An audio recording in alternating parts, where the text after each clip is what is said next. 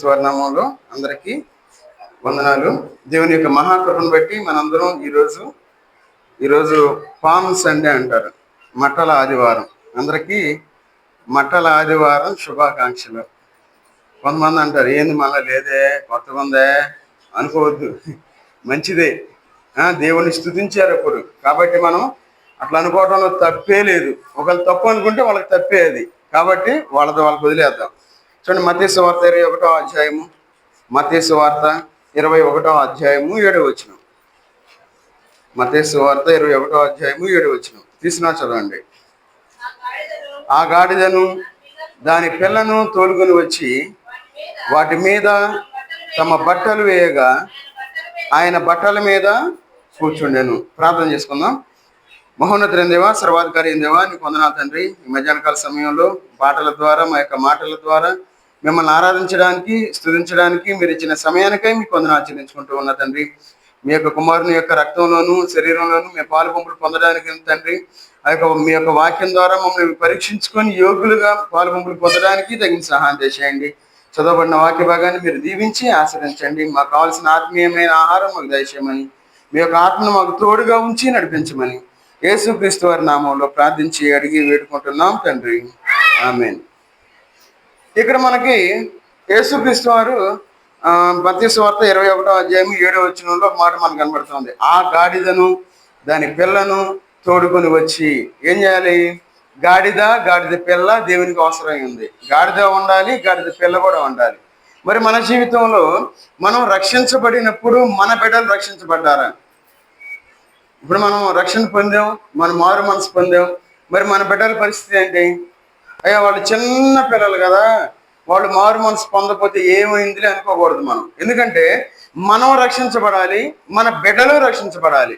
మనం దేవుని సన్నిధికి వచ్చినప్పుడు మనం దేవుని సన్నిధికి రావాలి, మన బిడ్డలు కూడా దేవుని యొక్క సన్నిధికి వచ్చేవారుగా ఉండాలి. అయితే గాడిదను దాని పిల్లను తోలుకొని వచ్చి వాటి మీద తమ బట్టలు వేయగా ఆయన బట్టల మీద కూర్చుండెను. చూడండి, దేవుని యొక్క సింహాసనం వలె ఉండాలి మన కుటుంబాలు. మరి మన కుటుంబాల్లో దేవుడు యేసుక్రీస్తు వారు మన కుటుంబంలోనికి రావాలి అంటే మనం ఎంత పరిశుద్ధంగా ఉండాలి, మనం ఈ లోకంలో మనం ఎంత మంచిగా ఉండాలి. చూడండి, ఈ లోకంలో మనం జీవించేటప్పుడు యేసుక్రీస్తు వారు కోరుకున్న కుటుంబంలాగా ఉండాలి మనం. మరి మన జీవితాలు ఎట్లా ఉన్నాయి? మనం వేటి చేత మనం కట్టబడి ఉన్నాం, మన యొక్క కట్లు ఏ విధంగా ఉన్నాయి, తర్వాత మనం ఏ విధంగా ఉన్నాం, మనం ఎలాంటి గాడిదలం అనే విషయాల గురించి, ఈ రెండు మాటల గురించి చూసుకొని మనం ముందుకెళ్దాం. మనం వేటి ద్వారా కట్టబడి ఉన్నాం, మనం ఎలాంటి గాడిదలం ఒకసారి వాక్యంలో మనం పరిశీలన చేసుకొని మనం ముందుకెళ్దాం. ముందుగా మనం ఎలాంటి వాళ్ళమో మనం తెలుసుకోవాలి. చూడండి, ఇక్కడ 21వ అధ్యాయము 2వ వచనం చదవండి. 21:2. మీ ఎదుటనున్న గ్రామమునకు వెళ్ళుడి, ప్రవేశింపగానే కట్టబడి ఉన్న ఒక గాడిదయు దానితో ఉన్న ఒక గాడిద పిల్లయు మీకు కనబడను. చూడండి, ఇక్కడ రెండు రకాలు ఉన్నాయి. ఒకటి కట్టబడిన గాడిదలు, రెండవది కట్టబడని గాడిదలు. కట్టబడిన గాడిదలు ఏం చేస్తాయి? మాట వెంటాయి. చూడండి, ఇవి కట్టబడిన గాడిదలుగా మనకు కనబడతా ఉన్నాయి. కొన్ని గాడిదలు రోడ్లు అమ్మటే తిరుగుతూ ఉంటాయి, చూసారా మీరు? లేదో మరి కొన్ని గాడిదలను వదిలేస్తారు. అవి ఏం చేస్తాయి అంటే రోడ్లు అమ్మటే అట్లా తిరుగుతూ ఉంటాయి, అవి అట్లా వెళ్తా ఉంటాయి, మనం చూస్తూ ఉంటాం. అయితే మన జీవితంలో కట్లు విప్పబడిన గాడిద అంటే ఈ లోకం అనే కట్లతో మనం కట్టబడి ఉన్నాం. అయితే ఈ కట్టల నుండి మనం విప్పబడాలి. ఎట్లా విప్పబడాలి? కుటుంబంగా మనం విప్పబడేవారుగా ఉండాలి. అందుకే అన్నాడు ఏమనంటే, మీ ఎదుట ఉన్న గ్రామమునకు వెలుడి, ప్రవేశింపగానే కట్టబడి ఉన్న ఒక గాడిదయు దానితో ఉన్న ఒక గాడిద పిల్లయు మీకు కనపడును. చూడండి, గాడిద పిల్ల కట్టబడి ఉన్నాయి. చూడండి, విప్పబడేవిగా ఉండాలి. ఈ లోకంలో మనం జీవించేటప్పుడు లోకంలో ఉన్న ఆశల చేత మనం కట్టబడతా ఉన్నాం. మన ఆశ ఎట్లా ఉంటుందంటే, నేను అది చేయాలి, ఇది చేయాలి, తప్పే లేదు, చేయాలి, చేయొచ్చు. కానీ మనం దేవుణ్ణి విడిచిపెట్టేవారుగా ఉండకూడదు. ఈ లోకానికి కట్టబడిన వారుగా ఈ లోకంలో మనం జీవించకూడదు. ఈ లోకంలో మనం జీవించేటప్పుడు మనం దేవునికి కట్టబడిన వారుగా ఉండాలి, దేవుని దగ్గరకు వచ్చేవారుగా ఉండాలి. దేవుని యొక్క మాట వినేవారుగా ఉండాలి. ఒకవేళ యేసుక్రీస్తు వారు ఆ గాడిద మీద ఎక్కినప్పుడు ఏంది నా మీద ఎక్కుతున్నావు అని చెప్పి ఇదిలించుకోవాలి. ఆ గాడిద సైలెంట్ గా ఉంది. యేసుక్రీస్తు వారిని ఎక్కించుకుంది, సైలెంట్ గా తల ఉంచుకొని నడుస్తా ఉంది. చూడండి, ఎప్పుడైతే యేసుక్రీస్తు వారు ఆ గాడిద మీద కూర్చొని ఉన్నారు, చూడండి ఎట్లా అంటే యేసుక్రీస్తు వారు స్తుతించబడుతూ ఉన్నప్పుడు అదే స్థుతి గాడిద కూడా అట్లా ఆ విధంగా వెళ్ళవలసి వచ్చింది. చూడండి, బట్టలు పరుస్తా ఉన్నారు. చూడండి, అట్లా ఒక ఆ పామ్స్, ఏది మనం ఈతనం కదా, అక్కడ ఖర్జూరపు మట్టలు పట్టుకున్నారు. ఏమంటా ఉన్నారు? చూడండి, దేవుణ్ణి స్తుతిస్తా ఉన్నారు పట్టుకొని. చూడండి ఎంత సంతోషంగా ఉన్నారు, దేవుణ్ణి ఎంతగానో ఆరాధించేవారుగా ఉన్నారు. మరి మన జీవితంలో దేవుణ్ణి మనం కుటుంబంగా ఆరాధించేవారుగా ఉండాలి. బాప్తిస్మం తీసుకున్న తర్వాత ఖచ్చితంగా మనం నోరు తెరిచి ఆరాధించాలి. నోరు మూసుకొని మనం కూర్చోకూడదు. నోరు తెరిచి మనం దేవుని యొక్క సన్నిధిలో ఆరాధించేవారుగా ఉండాలి. ఈ లోకంలో మనం ఎట్లా ఉన్నామంటే అలవాటు పడిన గాడిదలోనే ఉన్నాం. దేనికి అలవాటు పడ్డామంటే లోకపు అలవాట్లకు అలవాటు పడ్డాం. మనం ఎన్నిసార్లు చెప్పినా ఆదివారం క్రైస్తవులుగా ఈ లోకంలో జీవిస్తా ఉన్నాం. చూడండి, ఆల్ నైట్ ప్రేయర్ అని పెట్టుకున్నాం. ఏదో నాటకానికి వెళ్ళినప్పుడు చివరికి ఒకళ్ళే మిగిలిపోయారంట. ఎవరు? ఆ కుర్చీలు మైకేలు అయినా. అట్లయింది నిన్న ఏది శుక్రవారం నైట్. నాకు అదే గుర్తొచ్చింది. ఏం పరిస్థితి, ఎక్కడికి వెళ్తున్నాం మనం, అసలు ఏమైపోతున్నాం అనిపించింది. క్రైస్తవ్యం వచ్చాము, కూర్చున్నాము, రానోళ్ళు తీసేయండి, వాళ్ళు ఎప్పుడు తెలుసుకుంటారో వస్తారో వాళ్ళకి తెలియాలి. కనీసం అయిపోయిందాకా ఉండాలిగా మనం. మరి మనం శాలరీ తీసుకోవాలి, దేవుని దగ్గర నుండి ఆశీర్వాదం పొందాలి. అయ్యా కాదయ్యా పలానా వెళ్ళిపోమన్నాడు. అపవాది అంతే పనిచేసింది. అపవాది పనిచేసిందని మన బుద్ధి ఏమైంది? చాలా జాగ్రత్తగా ఉండాలి, భయంతో ఉండాలి దేవుని సన్నిధిలో. అపవాది అంతే వెలుగుదూత వేషంలో వచ్చింది. అమ్మగారి దగ్గరికి వచ్చి చెప్పింది, పాము రూపంలో వచ్చి ఏం చెప్తా ఉంది? ఏం కాదు, వెళ్ళిపో, నీకెందుకు, ఏముందిలే, ఆల్ నైట్ ప్రేరేగా అయిపోయిందిగా, 12 అయిపోయిందిగా. చూడండి, ఈ లోకంలో ఎప్పుడు కూడా అశ్రద్ధగా మనం జీవించకూడదు. చూడండి, ఇర్మియా గ్రంథం 2వ అధ్యాయము, ఈ కట్టబడిన గాడిదలు వలె మనం ఈ లోకంలో మనం జీవించకూడదు. చూడండి, అలవాటు పడిన గాడిదలు మనం చూడొచ్చు. 2వ అధ్యాయము 24వ వచనం.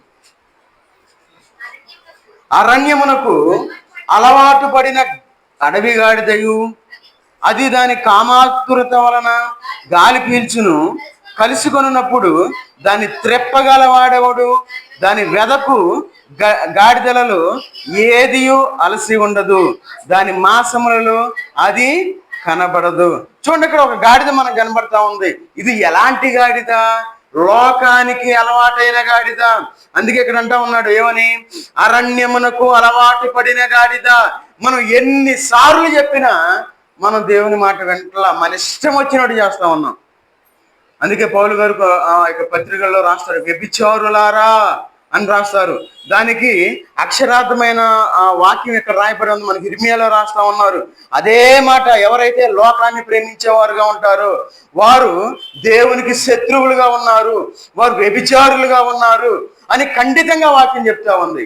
మనం ఇన్ని తెలిసినా ఏం చేస్తున్నాం? అలవాటు పడిన గాడిదల వలె ఈ లోకంలో జీవిస్తా ఉన్నాం. అందుకంటున్నాడు, అరణ్యమునకు అలవాటు పడిన గాడిద. ఈ లోకంలో మనం యొక్క నడవడికి ఎట్లా ఉంది, మన ప్రవర్తన ఎట్లా ఉంది, మన బిడ్డల పరిస్థితి ఎట్లా ఉంది, మన భార్య లేదంటే భర్త పరిస్థితి ఎట్లా ఉంది? గాడిద, అలవాటు పడిన గాడిద వలె మనం ఈ లోకంలో జీవించకూడదు. అది ఎవ్వరి మాట వినదు, దాని ఇష్టం వచ్చినట్లు అది చేసుకుంటది. అదే విధమైన జీవితాన్ని మనం కలిగి ఉండకూడదు. ఈ లోకంలో మనం దేవుని యొక్క మాట వినేవారుగా ఉండాలి. మన యొక్క మనసు గుచ్చబడేదిగా ఉండాలి. మన యొక్క హృదయం ఎట్లా ఉందంటే కఠినమైన హృదయాన్ని ఫరో ఏ విధంగా అయితే కఠినపరుచుకుని ఉన్నాడో అదే విధంగా కఠినపరుచుకుంటూ ఉన్నాం. కాబట్టి మన జీవితాల్లో మనం ఆరోగ్యాన్ని, ఆశీర్వాదాన్ని, దీవెన్ని మనం చూడలేకపోతా ఉన్నాం. అందుకంటున్నాడు, అలవాటు పడిన అరణ్యమునకు. అరణ్యము అనేది లోకానికి సాదృశ్యంగా ఉంది.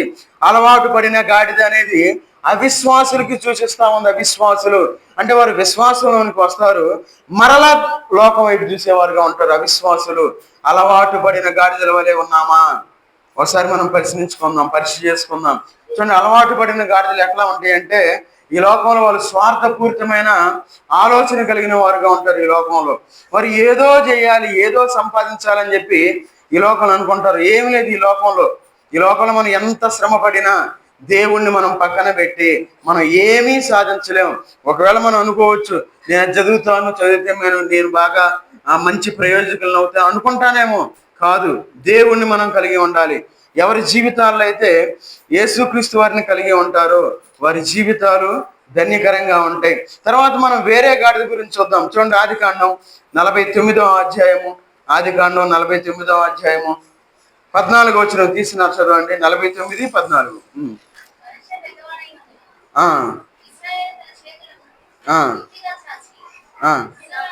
ఇస్సాకారు 2 దొడ్ల మధ్యను పండుకొని ఉన్న బలమైన గార్ధబము. చూడండి, ఈ గాడిద ఎలాంటిది? 2 దొడ్ల మధ్య పండుకొని ఉంది. వెళ్తే అటైనా వెళ్ళాలి, లేదంటే ఇటైనా పోవాలి. ఉంటే లోకంలోనే ఉండాలి, లేదంటే మందిరంలోనే ఉండాలి. మనం ఏం చేస్తాం? అబ్బా, ఎంత ఎంత మంచి గాడిదలో మనం ఉన్నంతకాలం లోకంలో లోకాచారాలన్నీ పాటిస్తాం. మళ్ళీ దేవుని దగ్గరకు వచ్చి అయ్యా స్తోత్రం స్తోత్రం స్తోత్రం అలెలుయా అంటాం. చూడండి, అది మంచిది కాదు. అందుకే ఇక్కడ చూడండి, ఇక్కడ గాడిద ఎలా కనబడుతుందంటే, ఇస్సాకారు 2 దొడ్ల మధ్యను పండుకొని ఉన్న బలమైన గార్ధమము. చూడండి, ఎలాంటి గార్ధమము, ఎలాంటి గాడిదది? బలమైన గార్ధం. ఎవరు చెప్పినా ఎందో అంతే, ఆ బూతులు అంతే ఉంటాయి, మనసులో కోపం అంతే ఉంటుంది, ద్వేషం అంతే ఉంటుంది, మన యొక్క అలవాట్లు ఉంటాయి. ఎలాంటి అలవాట్లు? ఇంతకుముందు మా టైంలో ఎట్లా ఉండేదంటే, టీవీల దగ్గర కూర్చునే వాళ్ళం మా టైంలో. ఏది మీ చిన్నప్పుడు అప్పుడు ఆదివారం ఏదో 4 గంటల సినిమా ఒకటి వేసేవాళ్ళు. ఆ సినిమా కోసం పార్కులోకి వెళ్ళి 2 కాళ్ళ మీద నేను కూర్చునేవాడిని. పాత సినిమాలు అప్పట్లో కదా, ఆ కలర్ టీవీ కూడా ఉండేది కాదు. ఆ సినిమా చూడాలి అనే ఉద్దేశంతో వెళ్ళి నేను 2 కాళ్ళ మీద కూర్చునేవాడిని. మళ్ళీ కూర్చుంటే నాకు వెనకాల మట్టి అయిద్దేమో అని చెప్పి అక్కడికి వెళ్ళి 2 కాళ్ళ మీద కూర్చునేవాడిని. చూడండి, లోకంలో ఎట్లా ఉన్నామంటే, లోకంలో ఉండం, దేవుని దగ్గర ఉండం. చూడండి, అందుకే 2 దొడ్ల మధ్యను పండుకొని ఉన్న బలమైన గార్ధవము. మనం ఎక్కడ ఉన్నాం? లోకంలో ఉన్నామా, దేవునిలో ఉన్నామా? ఉంటే లోకంలో అయినా ఉండాలి, లేదంటే దేవునిలో అయినా మనం ఉండాలి. ఒకవేళ అటు ఇటు కాకుండా ఉంటే ఈ లోకంలో మనం ఆశీర్వాదం చూడలేము. చూడండి, ఈ లోకంలో మనం దేవునిలో ఉన్నప్పుడు మనకు అనేకమైన మాటలు వస్తాయి. ఎట్లా ఉంటుందంటే, అనేకమైన మాటలు మనతో బాగానే ఉంటారు, కానీ మన గురించి చెడుగా చెప్పేవాడు ఉంటారు. నేను చాలా సందర్భాల్లో విన్నాను కదా, నేను డైరెక్ట్గా విన్నా. నాతోనే అంటే నేను వదిలేసా, ఆ పోనీ కర్మని వదిలేసా. చూడండి, నేను అనుకున్నప్పటి వరకు ఎప్పటి వరకు నిన్నటి వరకు అనుకున్నా మంచోడేలే, మంచోడేలే అనుకున్నా. నిన్న మళ్ళీ ఆ మాట వినే వరకు కబ్జా మాట విన్నా. అరే, ఈ మనిషి నాతో ఎంతగా బాగుంటాడే, మరి ఏందో మళ్ళా కబ్జా నా జీవితంలో ఫోన్ చేయవాక అని చెప్పి పెట్టేసి నేను. చూడండి, ఈ లోకంలో మనిషి బుద్ధి ఎట్లా ఉండదంటే ఓర్చుకోలేనితనం. చూడండి, ఏందో ఈ మనిషి ఎన్ని చేసేస్తున్నాడు, వీళ్ళందరూ దశంభాగాలు ఇట్లా, వీళ్ళందరూ 90% లేదంటే 50% ఇచ్చేస్తున్నారు. వీళ్ళందరూ ఏందో మా సేవకుడు పెద్ద గొప్ప సేవకుడు అయిపోయాడు, దీన్ని కాజేయాలి. చూడండి, ఎంత స్వార్థభరితమైన ఆలోచనలు కలిగి ఉన్నారు మానవులు. మనకు తెలుసు మనం ఎట్లా ఉన్నాం, మనం ఏ విధంగా ఉన్నాం, అది మన మనసాక్షికి తెలుసు. చూడండి, కబ్జా. చూడండి, మళ్ళా అనుకొని నేను చాలా సంతోషించా. ఎందుకంటే దేవుని పనిలో ఉన్నప్పుడు రావాలి, నిందలు రావాలి, శ్రమలు రావాలి. ఉదాహరణకి మన ఇంట్లో మన మాట వింటలేదు అనుకోండి, దేవుడు ఒక వాక్యం పనిచేస్తుంది అంతే. దేవుడు అంటే శోధనలో మనం ఉన్నాం, ఆ శోధనలో మనం నిలబడాలి. ఈ లోకంలో మనం ఉండేటప్పుడు చాలా చూడండి, మన పక్కనే ఉంటారు, మనతో చక్కగా మాట్లాడతారు, నేను మించినోళ్ళు లేడంటారు, నీ కోసం నేను ఎంతగానో ఆలోచిస్తున్నా అంటారు, మన వెనక గోతులు తవ్వేవారుగా ఉంటారు. చాలా జాగ్రత్తగా ఉండాలి. అందుకే మనం ఈ లోకంలో 2 దొడ్లకు అలవాటు పడిన గాడిదలాగా మనం ఉండకూడదు. మధ్యలో ఉంటే దేవుళ్ళలో ఉండాలి. వస్తాయి శ్రమలు, వస్తాయి నిందలు, వస్తాయి బాధలు, వస్తాయి కష్టాలు, వస్తాయి అన్నీ వస్తాయి. అయినా నిలబడాలి, అయినా మనం దేవుని సన్నిధిలో ఉండాలి. అయ్యా, ఎంత కష్టం వచ్చినా నువ్వే నా దేవుడు అని చెప్పి దేవునికి అవకాశం ఇచ్చేవారుగా ఉండాలి. చూడండి, ఈరోజు మనం ఒక సాక్ష్యం మనం విన్నాం. ఎవరు చెప్పమల్లా 1,30,000 తీసుకోండి. తను లతాశ్రీ వచ్చి చెప్పారు కదా, 1,30,000 డబ్బులు తీసుకుని వెళ్ళిపోయింది. అయితే చూడండి, దేవుడు మన లాక్కొచ్చి సాక్ష్యం చెప్పించాడు. 6 నెలల్లో 1,50,000 నేను ఇస్తాను అని చెప్పి ఆ లెటర్ కూడా ఒకటి రాసి వెళ్ళిపోయింది. చెప్పా, ఆ కాన్పుల్ బాక్స్లో అమ్మా అంటే భయపడింది, ఎందుకు నేనేను అని చెప్పి అంది. చూడండి, దేవుడు ఎవరిని విడిచిపెట్టడు. ఆయన ఎవరిని విడిచిపెట్టే దేవుడు కాదు. ఆయన చూస్తూ ఉంటాడు. ఈ లోకంలో మనం జీవించేటప్పుడు ఉంటే దేవుళ్ళైనా ఉండాలి, లేదంటే లోకంలోనే ఉండాలి. మన మాటల బాగాట్లా, మన ఆలోచన బాగాట్లా అన్నీ అంతే పెట్టుకొని నేను దేవుని చెందుకు వస్తాను, నేను దేవుడి మాట వింటాను, మళ్ళీ లోకంలోకి వెళ్తాను అనుకుంటే ఎలాంటి ఉపయోగం లేదు. అలాంటి వారు ఎలాంటి వాళ్ళు అంటే చూడండి, 32వ కీర్తన 32వ కీర్తన 9వ వచనం చదవండి. 32వ కీర్తన 9వ వచనం. బుద్ధి జ్ఞానములు లేని కంచెర గాడిద వలనైనను మీరు ఉండకుడి. అవి నీ దగ్గరకు తేబడినట్లు వాటి నోరు వారితోనూ కళ్ళెముతోనూ బిగింపవలెను. చూడండి, బుద్ధి జ్ఞానము లేని గుర్రము వలెనైనను కంచెర గాడిద వలెనైనను మీరు ఉండకుడి. ఎట్లా ఉండాలి మరి? బుద్ధి మనం కలిగి ఉండాలి, జ్ఞానం కలిగి ఉండాలి. మరి మనం బుద్ధి జ్ఞానం కలిగి ఉంటున్నామా ఈ లోకంలో? బుద్ధి జ్ఞానం ఉన్నవాళ్ళు బూతులు మాట్లాడరు. బుద్ధి జ్ఞానం ఉన్నవాళ్ళు ఫలానా వాళ్ళ గురించి వాళ్ళ శత్రువులు అని చెప్పి ఎవరి గురించి అనరు.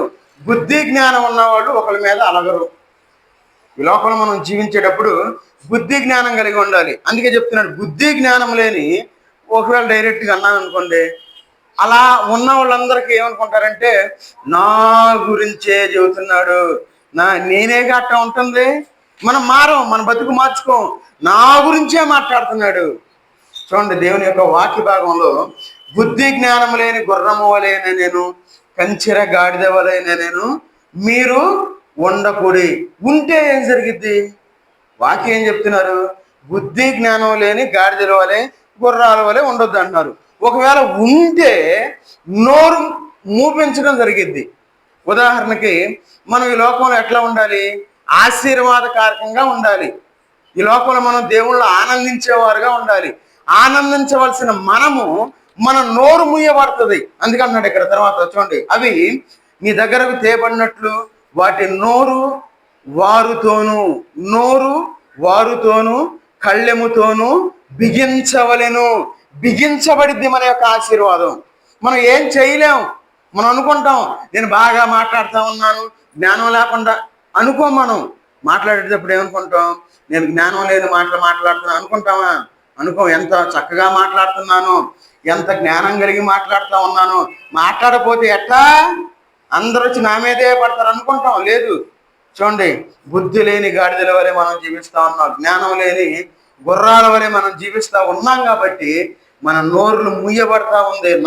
వారుతోను కళ్ళెముతోనూ బిగింపవలెను. చూడండి, మన జీవితంలో మనం ఏ విధమైన గాడిద వలె ఉన్నాం? చూడండి, మనం కట్లు విప్పబడిన గాడిద వలె మనం ఉండాలి. తర్వాత అలవాటు పడిన గాడిద వలె మనం ఉండకూడదు. తర్వాత 2 దొడ్ల మధ్య ఉండే గాడిద వలె మనం ఉండకూడదు. తర్వాత ఎట్లా? బుద్ధి జ్ఞానము లేని గాడిద వలె మనం ఉండకూడదు. మరి మనం ఎట్లా ఉన్నామో మనం పరిశీలన చేసుకొని మనం దేవుని యొక్క బలలో మనం పాలుపంపులు పొందుదాం. అందుకే చూడండి, యేసు క్రీస్తు వారు మోసిన గాడిద మనకు కనపడింది. మనం చదువుకున్నాం మొదట్లో మత్తయి సువార్త 21:7. యేసు క్రీస్తు వారిని మోసిన గాడిద. చూడండి, ఆ గాడిద చూడండి, యేసు క్రీస్తు వారు వచ్చి ఆ గాడిద మీద కూర్చుంటాం ఏంటి? నాకు తెలిసి దగ్గర 22 లక్షల మంది చేరారు యేసు క్రీస్తు వారు అట్లా రావడం చూడడానికి. బైబిల్ పండితులు చెప్తా ఉన్నారు ఏమనంటే, అక్కడ ఉన్న వాళ్ళందరూ ఒక దగ్గర 22 లక్షల మంది ఈ సన్నివేశం చూడడానికి రెడీగా ఉన్నారు. అయితే వాళ్ళందరూ ఏమనుకున్నారంటే యేసుక్రీస్తు వారు మంచి గుర్రం మీద వస్తారు, ఆయన రాజు కదా, ఆయన రాజు కాబట్టి గుర్రం మీదే వస్తారు అనుకున్నారు. అయితే అందరూ అనుకున్నారు గుర్రం అని, కానీ యేసుక్రీస్తు వారు గాడిద మీద వచ్చారు. అందరూ ఆశ్చర్యపోయారు. ఏంది యేసుక్రీస్తు వారు గాడిద మీద రావటం ఏంది అని చెప్పి అందరూ ఆ దీనత్వాన్ని వారు చూసినట్లు మనం చూడగలం. కాబట్టి మన యొక్క జీవితంలో యేసుక్రీస్తు వారిని మోసే గాడిదల వలె మనం ఈ లోకంలో జీవించాలి. మరి మనం ఏం మోస్తున్నాం? ఫోన్లు మోస్తున్నాం. మనం ఫోన్ లేకుండా ఉండలేకపోతా ఉన్నాం, నెట్ లేకుండా ఉండలేకపోతా ఉన్నాం, టీవీలు లేకుండా ఉండలేకపోతా ఉన్నాం. బజార్లు అంటే కూర్చొని వాళ్ళ గురించి వీళ్ళ గురించి మాట్లాడుకోకపోతే దేవుని సన్నిధికి రావచ్చుగా. రోడ్డు దాటితే మందిరమేగా. అయ్యా ఏడయ్యా అసలు కుదరట్లేదు నాకు, ఎంత బిజీనో అనుకుంటాం. అది మనకి ఆశీర్వాదం కాదు అనే విషయాన్ని మనం గుర్తుపెట్టుకోవాలి. రావాలి ఎంత టైం మహా అయితే ఒక గంట. చూడండి, ఈ లోకంలో మనం జీవించేటప్పుడు మన యొక్క రక్షణ వస్త్రాన్ని మనం పోగొట్టుకోకూడదు, మన యొక్క నీతి వస్త్రాన్ని మనం పోగొట్టుకోకూడదు. మనం పోగొట్టుకుంటా ఉన్నాం.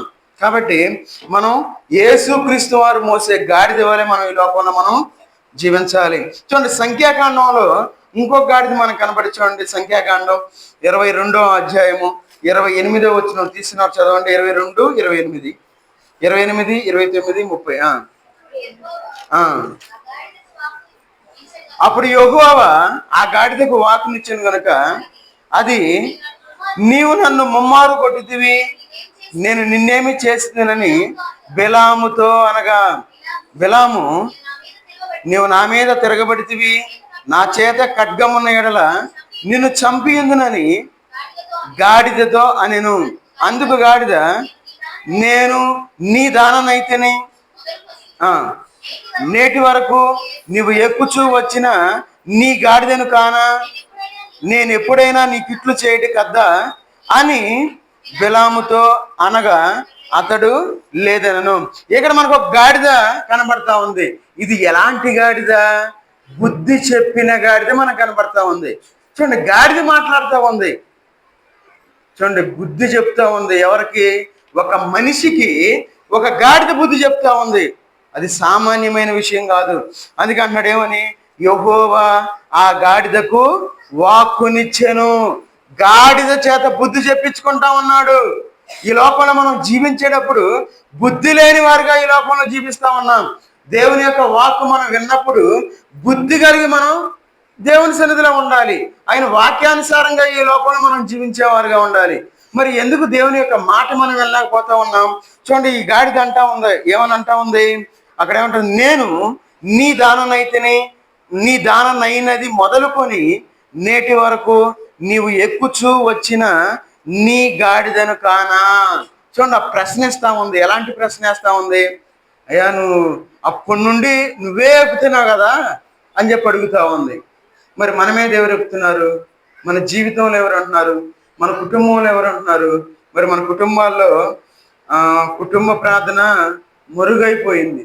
లేదు, ఇప్పుడు లోకం ఎట్లా ఉందంటే, కన్న కూతురు కన్న తల్లిని చంపి నడి ఇంట్లో పూడ్చిపెట్టేసింది. సంవత్సరం అయిపోయింది. ఆ తల్లి మీద ఒక అపనింద, మళ్ళీ ఆ తల్లి ఎవరితో పాటు వెళ్ళిపోయిందని చెప్పి ఒక నిందేసేసింది. అయితే ఆమె ఎవరితో, ఆ తమ్ముడితోనో అన్నయ్యతో అంది, ఏది గొడవ పడతా అన్నప్పుడు చిన్న మాట అంది, అమ్మను లేపేసినట్టు నిన్ను లేపేస్తాను, ఒకే మాట. ఇక అమ్మంటే వాడికి డౌట్ వచ్చింది, ఏందా ఈ మాట అందని చెప్పి పోలీస్ కేసు పెడితే వాళ్ళ స్టైల్లో వాళ్ళు ట్రీట్మెంట్ ఇస్తే అప్పుడు బయటకు వచ్చింది. ఏది? నడిగింట్లో మంచం కింద చంపి పెట్టేసింది. సంవత్సరం క్రితం చంపేసింది ఆమె. చూడండి, తల్లిదండ్రులకి పిల్లలు ఎట్లా ఉన్నారంటే, ఎలాంటి స్థితిలో ఉన్నారో వాళ్ళు. అసలు మాట వెంటలా వాళ్ళు. ఒకవేళ ఏదైనా చెప్పేమనుకోండి, ఏమంటారు? నీకేం తెలుసు అంటారు. మనం మంచి చెప్పినా వినరు. చూడండి, ఎలాంటి రోజు దుర్దినాల్లో ఉన్నాం. మనం అనుకుంటాం మా అమ్మాయి భలే మంచిది, మా అబ్బాయి భలే మంచోడు, అసలు మన మాట అసలు పక్కకు పోడు, బాగా చదువుతాడు, మన దగ్గరే ఉంటాడు అనుకుంటాం. అవన్నీ పిచ్చి మాటలై మనం అనుకుంటాం. మనం నిలువునా మోసం చేసేవాళ్ళు ఉంటారు బెడ్లో. చూడండి, ఆ తల్లి ఎప్పుడు అనుకొని ఉండదు కన్న కూతురి చేతుల్లో చనిపోతానని. చూడండి, శనికా వయసంలో చంపేస్తా ఉన్నారు తల్లిదండ్రుల్ని. చూడండి, ఇలాంటి వార్తలు ఎన్నో వస్తున్నాయి.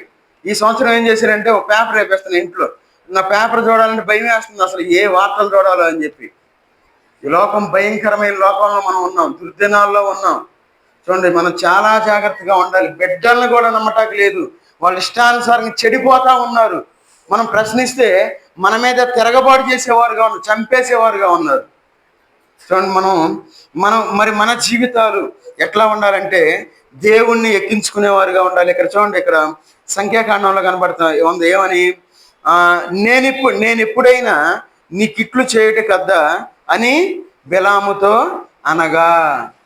తర్వాత చూడండి, అక్కడ 31 వచనం. అంతలో యెహోవా బిలాము కన్నులు తెరిచెను గనుక దూసిన ఖడ్గము చేత పట్టుకొని త్రోవలో నిలిచి ఉన్న యెహోవా దూతను అతడు చూచి తల వంచి సాష్టాంగ నమస్కారము చేయగా చూడండి, ఇక్కడ బెలాము కన్నులు మూయబడినాయి. బెలాము ఏంటంటే గుడ్డివాడిగా ఉన్నాడు. ఎదురు దేవదూత ఖడ్గం తీసుకుని నిలబడి ఉంది. ఆ ఖడ్గం తీసుకున్న ఆ దూతని బెలాము చూడాలి, కానీ గాడిద చూసింది. చూడండి ఎంత మంచి గాడిదో, ఎంత బుద్ధి కలిగిన గాడిదో. ఈ లోకంలో మనం జీవించేటప్పుడు దేవుడు కొన్ని సంఘటనల ద్వారా దేవుడు మాట్లాడతాడు. ఈ మధ్యకాలంలో ఈ వారంలో శైలేష్ ఏమన్నాడంటే సింహం తీసుకొని కట్టేసాను పెద్ద, ఏందన్న నాకు అర్థం కాల, ఏందన్న నాకు అర్థం కాదు. మళ్ళీ ఇంకోసారి ఏందన్న తర్వాత చెప్పాడు. కళ వచ్చింది, పెద్ద సింహం వచ్చింది, తీసుకొచ్చి నేను ఇక్కడ మన మందిరం అక్కడ కట్టేసాను, కింద బురద ఉంది, చాలా మంది చూసి పారిపోతున్నాడు అన్నాడు. అప్పుడు చెప్పా, సింహం దేవుని యొక్క వాక్యానికి సాదృశ్యం. నువ్వు నిలబడాలి, వాక్యం బోధించాలి. చాలా మంది తిరుగుబాటు చేస్తా ఉన్నారు. అందరు మన మంచివాళ్ళు అనుకుంటాం, అందరు మన మంచివాళ్ళే, మనతో బాగున్నారు అనుకుంటాం. తిరుగుబాటు చేసేవాళ్ళు ఉన్నారు, కుళ్ళుకునే వాళ్ళు ఉన్నారు. నువ్వు కూడా ఎప్పుడైతే నిలబడతావో వాళ్ళందరూ పారిపోతారని చెప్పా. అది జరిగిన తర్వాత నాతో బాగా మాట్లాడే వ్యక్తి మళ్ళీ అన్నాడు, కబ్జా చేసేవర్రా అన్నాడు. రేదా సంగతి, అందుకే దేవుడు ఇట్లా మాట్లాడే అనుకున్నా నేను. ఏది నిన్నగాక మొన్న అన్నాడు అన్నమాట.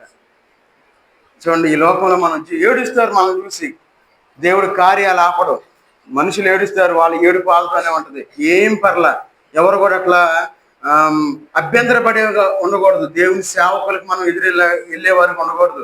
దేవుని నిలబెట్టుకుంటాడు. నాలో ఏమి లేదు, నాకు అంత శక్తి లేదు, నేనేం చేయలేను, నా దగ్గర డబ్బు లేదు, డబ్బు ఉంటే ఎన్ని జరిగింది అనుకుంటారేమో, కానీ దేవుడు నిలబెట్టాడు కాబట్టి ఎన్ని జరుగుతున్నాయి. కాబట్టి మనం ఈ లోకంలో మనం జీవించేటప్పుడు బుద్ధి చెప్పిన గాడిదల వలె మనం ఉండాలి. చూడండి, అందుకే సంఘపరంగా చెప్తున్నా, జరిగింది అది నేనే లేని పని చెప్పట్లా, ఉన్నది చెప్తున్నా. చూడండి, ఈ లోకంలో మనం జీవించేటప్పుడు నిలబడాలి దేవుని కోసం. ఎన్నో కష్టాలు వస్తాయి, మాటలు వస్తాయి, శ్రమలు వస్తాయి, నిందలు వస్తాయి. అందుకే డైరెక్ట్గా వచ్చి తిడతారు మనల్ని, ఏం పర్లే, దేవుడు చూసుకుంటాడు. చూడండి, జకరియా గ్రంథం 9వ అధ్యాయము, జకరియా గ్రంథం 9వ అధ్యాయము, అక్కడ ఇంకొక గాడిద గురించి చూద్దాం. జకరియా గ్రంథం 9వ అధ్యాయము 9వ వచనం చదవండి. 9:9.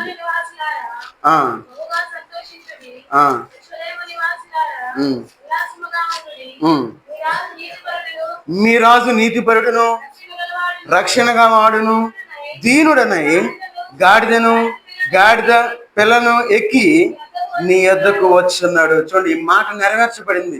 యేసుక్రీస్తు వారు ఏం చేశారు? గాడిద మీద ఎక్కారు ఆయన, గాడిద పిల్ల. అందుకే అక్కడ రాయబడింది, సియోను నివాసులారా బహుగా సంతోషించుడి. సియోను నివాసులు అంటే దేవుని మందిరములో ఉండేవారు అని అర్థం, దేవుణ్ణి ప్రేమించేవారు అని అర్థం, ఆయన యొక్క సన్నిధికి రెగ్యులర్గా వచ్చేవాడు అని అర్థం. ఏదో ఆదివారం వచ్చి ఆచారం చేసేవాళ్ళు కాదు. ఈ లోకంలో మనం ఉన్నప్పుడు కష్టపడాలి దేవుని కోసం. ఈ లోకంలో మన ప్రాణం ఎప్పుడు పోయితే మనకు తెలియదు. దేవుడు మనకి సంతోషాన్ని ఇచ్చేది, అందుకని బహుగా సంతోషించుడి. మరి మనం ఎంత సంతోషిస్తున్నాం దేవుళ్ళు? దేవుడు అనేక కార్యాలు చేస్తూ ఉన్నాడు. ఈ మధ్యకాలంలో ఒక బ్రదర్ ప్రార్థన చేయమన్నాడు ఆరోగ్యం కోసం. అయితే అంత ముందు కూడా ఫోన్ చేశాడు, అన్న నేను టెస్ట్కి వచ్చాను అన్న, టెస్ట్లో మంచి మార్క్, ఆ టెస్ట్లో రిపోర్ట్ బాగా రావాలన్నా అని నాకు ఫోన్ చేశాడు. ఏం పర్లా దేవుడు అన్నాడని చెప్పా. సరే, రిపోర్ట్లు అయిపోయినాయి, బ్లడ్ టెస్ట్లు అన్ని టెస్టులు ఇచ్చాడు.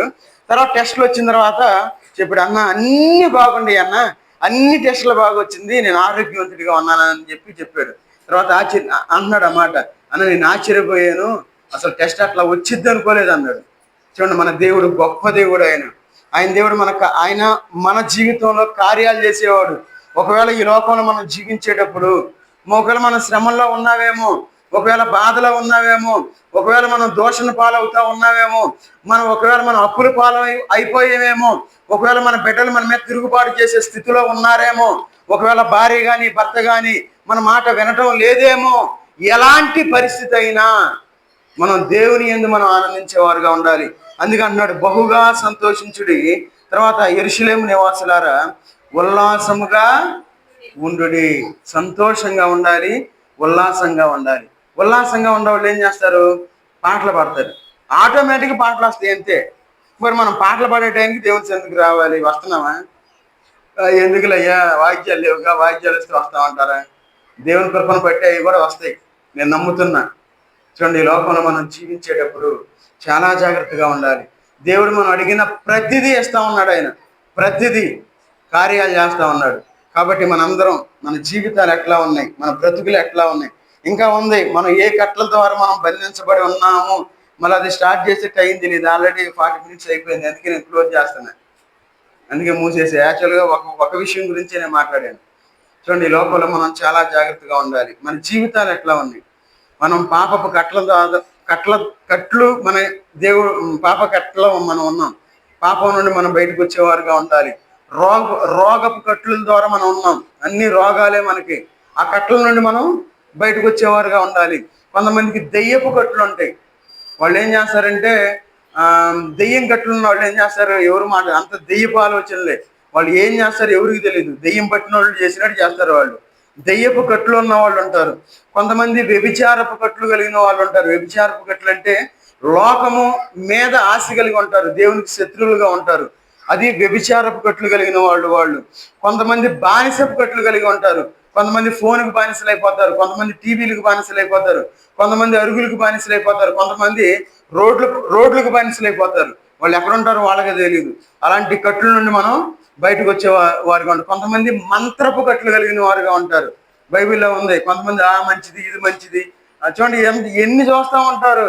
శ్రమల కాలంగా ఇల్లు కట్టకూడదు అంటారు. ఇంతే, ఏం లేదు. ఎవరికి శ్రమ? యేసుక్రీస్తు వారు ఎప్పుడో లెగిసారు ఆయన. ఈ ఆచారాలన్నీ మనం పెట్టుకొని శ్రమల కాలం అంటే ఏం చేయకూడదు అంటే అన్నం కూడా తినుకుంటే పోతుగా. 40 రోజులు అన్ని మామూలుగా చేస్తాం. శ్రమల కాలం ఎవరికి శ్రమలు? చూడండి, దేవుడు రక్షణ పొందిన వాళ్ళందరూ బాగా చేస్తారు అవన్నీ. ఈ లోకంలో మనం జీవించేటప్పుడు మరణపు కట్ల నుండి దేవుడు మనల్ని విడిపించి రక్షణ ఇచ్చి ఉన్నాడు. కాబట్టి మనం ఏ కట్ల ద్వారా మనం బంధించబడి ఉన్నాం, మనం ఏ గాడిద వలె మనం ఈ లోకంలో జీవిస్తూ ఉన్నాం, పరీక్ష చేసుకొని పరిశీలన చేసుకొని మనం బలలో చేతులు వేద్దాం. అందరూ తల వంచి కళ్ళు మూసినట్లయితే నేను ప్రార్థన చేసి మనం ముందుకు వెళ్దాం. మహోన్నతులైన దేవా, సర్వాధికారి అయిన దేవా, నీకు వందనాలు తండ్రి. ఈ మధ్యాహ్న కాల సమయంలో మీ పాసందులో చేరి తండ్రి, ఆ యొక్క గాడిద ద్వారా మాతో మాట్లాడినందుకు మీకు వందనాలు చెల్లించుకుంటూ ఉన్నా తండ్రి. అవును తండ్రి, ఈ లోకంలోనైనా ఎవరు ఏ కట్టల ద్వారానైనా బంధించబడి ఉన్నారో తండ్రి, ఈ క్షణంనైనా ఆ కట్టల నుండి మీరు విడిపించమని అడుగుతూ ఉన్నా తండ్రి. అవును తండ్రి, ఈ లోకంలోనైనా ఏ గాడిద వల్ల మేము జీవిస్తూ ఉన్నాము మమ్మల్ని పరిశీలించుకొని మిమ్మల్ని ఎక్కించుకునే గాడిద వల్ల ఈ లోకంలో జీవించే భాగ్యాన్ని దయచేయండి. కుటుంబాలుగా రక్షణ పొందడానికి తగిన సహాయం దయచేయండి తండ్రి. వారి యొక్క కఠినమైన హృదయాన్ని తీసివేయమని అడుగుతూ ఉన్న తండ్రి. వారు మీ యొక్క సన్నిధిలోనైనా సంతోషించేవారుగా ఉల్లాసంగా ఉండేవారుగా చేయమని అడుగుతూ ఉన్నా తండ్రి. ఇప్పుడైనా మీ యొక్క బలలో మేము పాలు పొందపోవచ్చుండగా తండ్రి, మేమందరం ఎవరైతే బాప్తిస్మం తీసుకొని ఉన్నారో తండ్రి, వారి యొక్క పాపాలు ఒప్పుకొని బలలో పాలు పొందులాగా తగిన సహాయం దయచేయమని యేసుక్రీస్తు వారి నామంలో ప్రార్థించి అడిగి వేడుకుంటున్నాం తండ్రి. ఆమేన్.